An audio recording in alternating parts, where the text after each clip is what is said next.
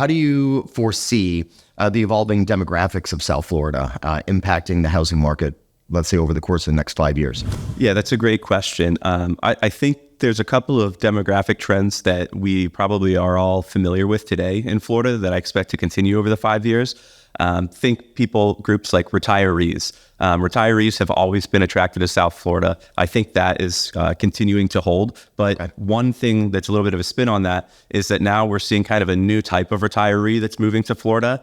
Traditionally, it was just the people who wanted to get away from their lives in the Midwest or the Northeast, go and retire to a warm, sunny climate. But as South Florida has become more of a destination for families as well, we're finding that there's a bunch of retirees that are moving to the area, really trying to just be close to their family and their grandchildren. So one of the opportunities that we're seeing kind of with that shift is more demand for multi-generational housing.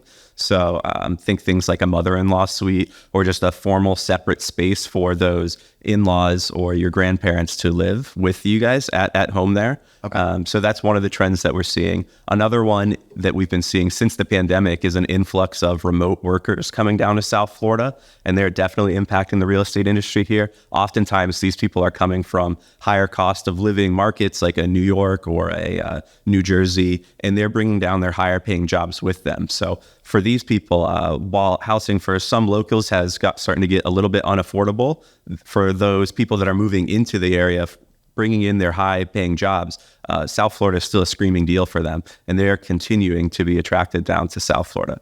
Okay. The final thing that I want to touch on with the demographics is kind of South Florida's emergence as a destination for ultra-high net worth individuals, really on a global scale. Miami in particular has really landed on the global map. And not only is this where these ultra high net worth individuals want to live and reside, this is where they want to invest their money as well. So in addition to all the relocations that we're seeing from across the country, we're seeing a lot of international demand from really wealthy families as well, just trying to find a safe haven to park their money in South Florida. And real estate is a great way to do that here.